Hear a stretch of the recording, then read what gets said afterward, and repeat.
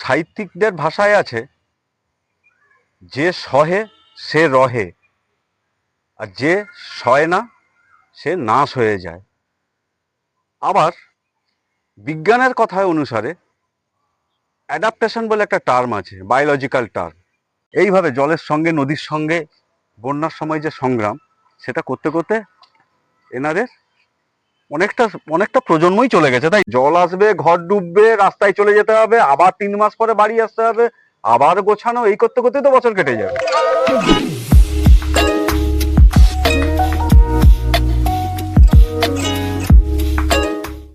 Good afternoon, welcome to RPBP creations. তো সাহিত্যিকদের ভাষায় আছে, যে সহে সে রহে, আর যে সয় না সে নাশ হয়ে যায়। আবার বিজ্ঞানের কথায় অনুসারে অ্যাডাপ্টেশন বলে একটা টার্ম আছে, বায়োলজিক্যাল টার্ম। অ্যাডাপ্টেশন অর্থাৎ অভিযোজন, বা আমরা একটা পরিবেশের সঙ্গে কেমন করে মানিয়ে মানানোর আমরা বাধ্য হই, পরিবেশের সঙ্গে মানাতে বাধ্য হই একটা পরিবেশে থাকতে থাকতে। তো সেই ধরনেরই একটা গল্প নিয়ে আমি আজ এসেছি আমাদের পাঁশকুড়া শহরের 4 নম্বর ওয়ার্ডের দক্ষিণ গোপালপুর নামক একটি গ্রামের একটি পাড়ায়, যে পাড়াটির জীবিকা বা তাদের সার্বিকভাবে বিশেষ করে বর্ষাকালটায় কিভাবে তারা জীবনযাপন করে, সেই ব্যাপারে আপনাদের সামনে একটু শেয়ার করার জন্য আমি আজকে এই ভিডিওটা বানাচ্ছি। তো দেখুন, প্রথমে দেখাই, দেখতে থাকুন। এই হচ্ছে আমাদের কংসাবতী নদী। দূরে যে ব্রিজটা দেখা যাচ্ছে, এটা হচ্ছে সদরঘাট ব্রিজ। এই হচ্ছে নদী, এই যে পার, আর এই আমি যাচ্ছি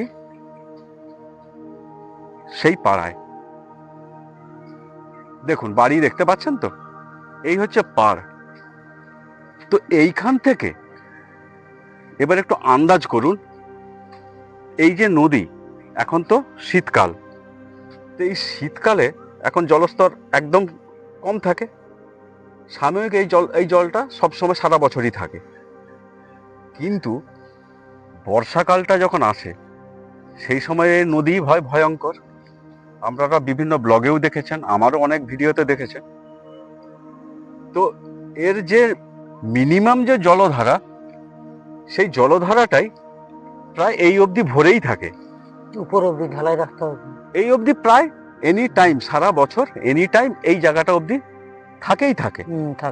তারপরে যখন সারা বর্ষাকালটায় যখন নদীর জলস্তর একটুখানি বাড়লেই এই যে পাড়ার যারা বাসিন্দা, তারা কিভাবে থাকে সেটাই আপনাদের সামনে মেনলি আমি তুলে ধরার চেষ্টা করব, বা তাদের অভিজ্ঞতাটা শুনবো যে বন্যার সময় তারা কিভাবে থাকে।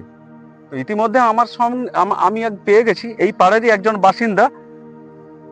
দাদা, আপনার নামটা বলুন। তপন ঘোড়াই। দাদার নাম তপন ঘোড়াই। উনি আমাদের সঙ্গে শেয়ার করবেন যে এখানের বর্ষাকালের বিশেষ করে কি ধরনের আতঙ্ক থাকে, না ওনারা কিভাবে ওনারা জীবনযাপন করেন, এই সব বলবেন। উনি এক্সপিরিয়েন্সটা শেয়ার করবেন আমাদের সঙ্গে। তো ইনি আমাদের ঘুরে দেখাবেন। তো একটা কথা বলে দিই, আমরাও এই পাড়ায় ছোট থেকে দেখছি, এই পাড়ার পূর্বে আগে যে কর্মসংস্থানের ব্যাপারটা ছিল, সেই কর্মসংস্থানটা ছিল যে বিভিন্ন বাঁশ থেকে ওই চাঁচ বের করে এই ধরনের বাঁশের তৈরি বিভিন্ন দ্রব্য এনারা তৈরি করতেন। কিন্তু বর্তমানে কি হয়েছে না, আধুনিক সভ্যতায় পেশাগত তাগিদেই বলুন বা জীবিকা নির্বাহের জন্য অতিরিক্ত অর্থের প্রয়োজনেই বলুন, তো এখন এনারা বিভিন্ন পেশায় এরা যুক্ত হয়ে গেছেন। হয়তো পুরনো পেশা আছে ঠিকই, কিন্তু কম কম কম, তাই তো।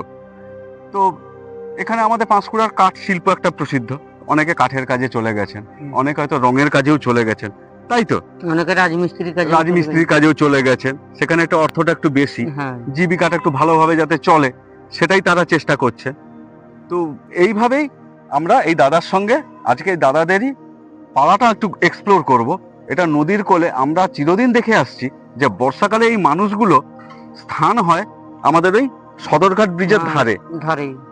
তো ওনাদের কাছে একটু এক্সপিরিয়েন্সটা শেয়ার করব এবং দাদার সঙ্গে পাড়াটা একটু ঘুরবো। তো চলুন যাই, চলুন।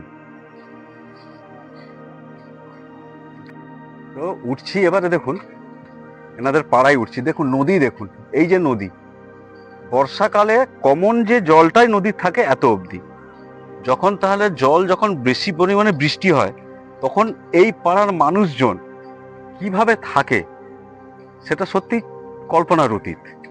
সংগ্রাম করতে করতে বর্ষাকালে এনাদের হয়তো কত প্রজন্ম এখানে পাস হয়ে গেছে। এইভাবে জলের সঙ্গে, নদীর সঙ্গে বন্যার সময় যে সংগ্রাম, সেটা করতে করতে এনাদের অনেকটা অনেকটা প্রজন্মই চলে গেছে, তাই তো? তো সেইটাই আমি দাদার কাছে শুনবো। আচ্ছা দাদা, এই যে বলুন, এই যে যখন জল যখন পুরো ভরা বন্যা হয়, যখন ভরা নদী যখন ভরা থাকে, তখন এই বাড়িগুলোর কি অবস্থা, কতটা জল থাকে? এই বাড়িতে এক মানুষ জল থাকে। হ্যাঁ, পুরো ডুবে যায় এগুলো? তাহলে চিন্তা করুন, এই যে বাড়িগুলো সমস্ত ডুবে যায়, তাহলে এই যে মানুষগুলো এই যে আছে, বাচ্চা কাচ্চা সবাই নিয়ে, সংসার বলুন, বাড়ির আসবাবপত্র বলুন, তাহলে এগুলো নিয়ে সব কোথায় যাওয়া হয় আপনাদের? সব রাস্তার উপরে চলে যান। আর তখন সরকার থেকেও কিছুটা হেল্পও করে, তাই তো? আচ্ছা, এই যে স্থানীয় বাসিন্দারা বলছেন সবাই রাস্তার উপরে তখন চলে যায়। তো বুঝতেই পাচ্ছেন কতটা কষ্ট। মানে বর্ষাকাল আসা মানে তার মানে আপনাদের টেনশন শুরু হলো, তাই তো? আচ্ছা, মানে এই যে ধরুন ঘরে খাট পালা সবই নিয়ে যেতে হয়, ঘর পুরো খালি করে দিতে হয়। আচ্ছা আচ্ছা, কোথায় রাখবেন সেটাই তো ঠিক। আচ্ছা, চিন্তা করুন তাহলে। হ্যাঁ, সেটা আমি দেয়, সেটা সরকার যথেষ্ট ভাবে সাহায্য করে, ত্রিপল সব দেয়, এবং ওই সময় তো রাস্তা ধরে লাইন ধরে সবাই যে যার যেমন পারে থাকে। খাওয়া, হ্যাঁ সেটা দেয়, সেটা আমি অস্বীকার করি, কিন্তু এটা তো কোনো স্থায়ী সলিউশন নয় না। এবছর হলো, আবার পরের বছর আবার বর্ষা আসবে, এবার একটা যখন স্থায়ীভাবে সবাই যখন একটা জায়গায় থাকবেন, একটা ঘর বলুন, সাজানো বলুন, জিনিসপত্র কেনা বলুন, বা আপনি নিজের মতো করে থাকা, সেটা আপনাদের হচ্ছে না। বছরের ওই 2-3টে মাস রাস্তার ধারেই থাকতে হচ্ছে। আপনি এটা ভালো করে উপরকে একটু জানেন। সে আমি তো বলবোই, আমি তো আবেদন করবোই, সরকার পক্ষের কাছে আমি তো আবেদন করবোই, যাতে এই সমস্ত পাড়ার বাসিন্দাদের, তাহলে হ্যাঁ, সেই জন্যই তো বলছি যে সরকার পক্ষের কাছে সত্যি কথাই আমার ব্যক্তিগত তরফ থেকে আমার একান্ত অনুরোধ, যে এদের একটা স্থায়ী একটা যদি পুনর্বাসন করা যায় কোনো স্থানে, তাহলে এরা অন্তত পার্মানেন্টলি ভাবে, নিশ্চিন্ত ভাবে বর্ষাকালে অন্তত রাত্রি যাপনটা করতে পারবে। নাহলে এইভাবে বছরের পর বছর জল আসবে, ঘর ডুববে, রাস্তায় চলে যেতে হবে, আবার 3 মাস পরে বাড়ি আসতে হবে, আবার গোছানো, এই করতে করতে তো বছর কেটে যাবে। সত্যি খুব খারাপ অবস্থা। এবারে এই দিকটা দেখি আরেকটু ঘুরি ও পাশটায়। ধন্যবাদ। তো সরকারের পক্ষ থেকে সবকিছু ব্যবস্থা করে দিয়েছে, এই দেখুন পানীয় জলও আছে, পানীয় জল, পাকা রাস্তা সবই আছে, কিন্তু হলে কি হবে, মেন যে প্রবলেম, সে প্রবলেমটা হচ্ছে নদীর জল। একটাই কারণ নদীর জল। আর এদের যে পাড়া এমন একটা সিচুয়েশনে হয়ে আছে, চলো আচ্ছা চলো, আচ্ছা দেখছি, চলুন দেখি। এইটা বন্যার সময় এটা হয়েছে, তাই তো? দেখুন এইসব ঘর বন্যায়, এই বাড়ি সম্পূর্ণভাবে ডুবে গেছিল, চাল অব্দি ডুবে গেছিল, এর উপর দিয়ে জল যাচ্ছে চালের, ভাবুন তো এই অবস্থা। এই ভদ্রমহিলার এই অবস্থা, এখানকার স্থানীয় বাসিন্দা, তারা একটা বছরে 3 মাস প্রত্যেক বছর এইভাবে ভাঙা গড়া করে, এবং রাস্তার উপরে 3টে মাস তারা চলে যেতে বাধ্য হয়। তো এই জন্যই আমি সরকারের কাছে আবেদন করব, যাতে এনাদের এই একটা বাড়ি সম্পূর্ণভাবে একটা স্থায়ী পুনর্বাসন যদি করা যায়, তো এনাদের অন্তত জীবনযাপন বা পরবর্তী প্রজন্মটা অনেকটা সেফ থাকবে।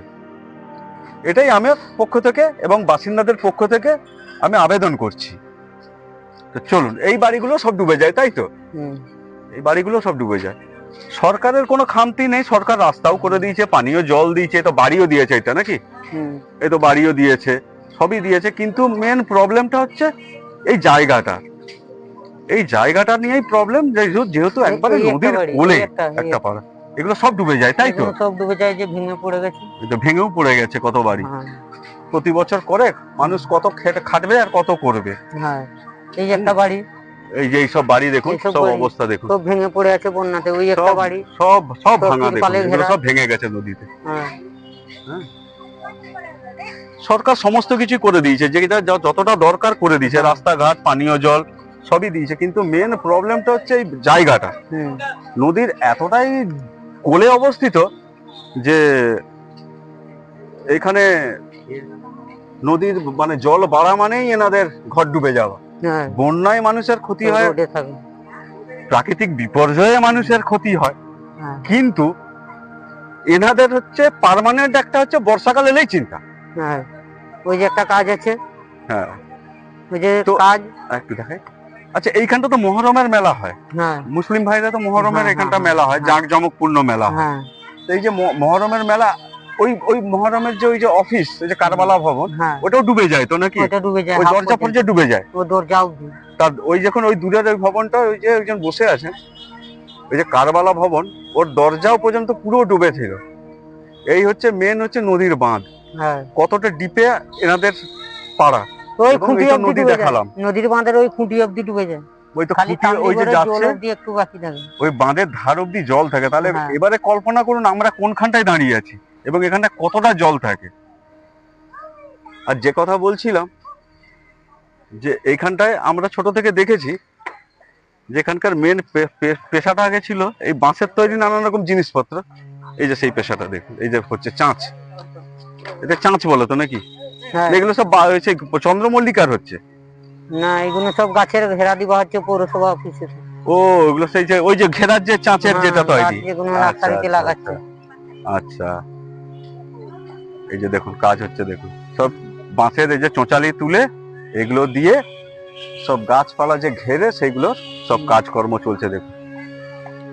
তো এখন পেশাগতভাবে সবাই তো পাল্টে গেছে, তাই না? হ্যাঁ, এখন সবাই তো বিভিন্ন কাজে চলে তবু গেছে। যতটা পারি অতটা চালাই। আচ্ছা, ওইগুলো তো আরো ডুবে যায় মনে হয়। হ্যাঁ, ওগুলো আরো গর্ত এই যে একদম। দেখুন, এখানেও কাজ হচ্ছে দেখুন। হ্যাঁ, এই দেখুন, ঘরটা দেখুন বন্যায় পড়ে গেছে কিরকম। এই দেখুন, এই যে বাঁশের তৈরি, এগুলো হচ্ছে সব গাছপালা ঘেরা হবে। এই ঘরটা দেখুন, এটা এখনো বন্যায় এই তিনটে ঘর পাড়ায় হয়ে গেছে দেখুন। নদীর জল উপচে এই সমস্ত ঘর বাড়ি ডুবে, দেখুন এইসব ঘর এটা- বাড়ি দেখুন ভেঙে, এইটা ওইটা সব এগুলো ভেঙে গেছে। এইটা দেখুন ভাঙছে কিরকম, এই জলের সাথে সব। এটা সব ভেঙে গেছে, সত্যি হ্যাঁ। কথাই। এই যে ঘরগুলো উঁচু করলেও কি হবে, তো ডুবেই যায়। হ্যাঁ, ডুবে যাবে। দেখুন এতটা উঁচু, হ্যাঁ, এতটা উঁচুতে হওয়া সত্ত্বেও এই ঘর কতটা ডুবে, এটা এই সামান্য এতটা। মানে ঘরের মধ্যে পুরো জল। হ্যাঁ, ঘরের ভিতরে জল থাকে। হ্যাঁ, ঘরের মধ্যে সব জল। এই যে ওই বাড়িটা। হ্যাঁ, এই সমস্ত ডুবে যায়, হুম। সত্যি কথাই, সত্যি কথাই। এবারে এইটা দিয়ে আসুন। চলো